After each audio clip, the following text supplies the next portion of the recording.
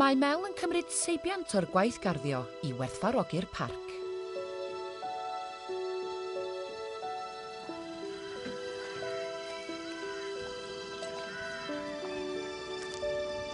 Waw.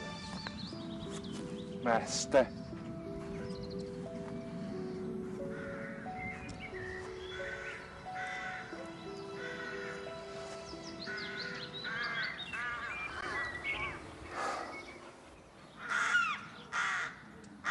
Jack y dos di na.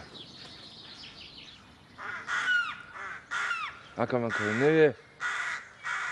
Siarad llall mae o. O'n i'n meddwl bod nhw'n mynd I gwffio yn hein gyfres fi. Dim blodau, coed. Cys dwi bird lover. Mae pam. A dyn nhw'n methu mewn blodau na dyn.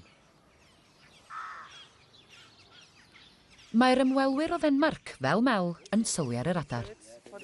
Crows. We have a saying in Wales, well my mother says anyway, that when you've got lots of crows' nests, it shows there's lots of money in the house or in the organisation. But and we used to, it's not happening now, but we used to have a big tree. Oh, can you see that one there? There's about 5, 6 nests there. We used to have a nest right by the Antur, and there were about 7, 8 nests there. That's a good sign, isn't it? And we used to say, and I used to measure kind of what kind of year is going to be next year. You know, what kind of... On the amount of nests. On the amount of nests. And then, but then the tree fell down. So then, but then we had to turn, we had to set ourselves up as a social enterprise and get some money from trading because we couldn't rely on the nests. You're doing good anyway.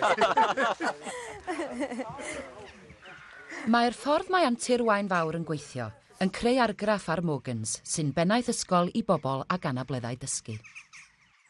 Here, it's so interesting because what is important in this place is the working. Because in our school it's much more education, and that's okay, that's good. But working is disciplining you, and you do something usable, which other people can use in their life, and that gets people proud and really make them happy, I think. I also think we could really get inspiration from here.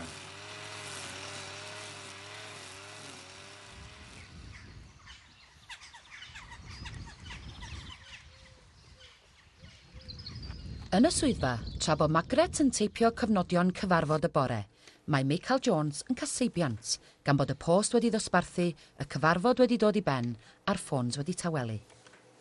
Ond mi fydd na das gwahanol yn ei wynebu y pnawn ma.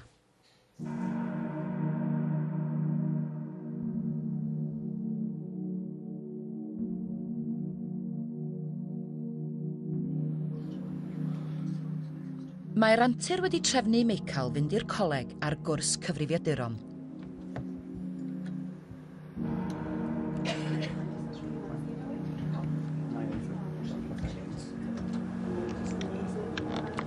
Does ganddo ddim profiad o weithio'r gyfrifiadur, felly mae yna lawer iawn i'w ddysgu a'i gofio. So you need to go into Word. What? And then, yeah, so you need your mouse for that one, yeah? What? Can you see the W symbol? The W. And then click on the middle button up here. Press and hold. One on the arrow, one on the P. Arrow first, press and hold, and P. Mae Meical yn un o ddilynwyr mwyaf ffyddlon yr opera sebon Coronation Street, ac yn falch felly mae'r das gyntaf ydi teipio stori sydd ar fin cael ei gweld mewn pennod ar y teledu. Mwyn iddo ddod I nabod y geiriau, mae'n rhaid iddo ddechrau drwy ddarllen y sgript. So what does he say about the fire? The fire Yeah. is Raging. raging, and They are caught caught in pretty lethal smoke, yeah. O fewn yr awr, mae Meical wedi teipio ei ddogfen gyntaf.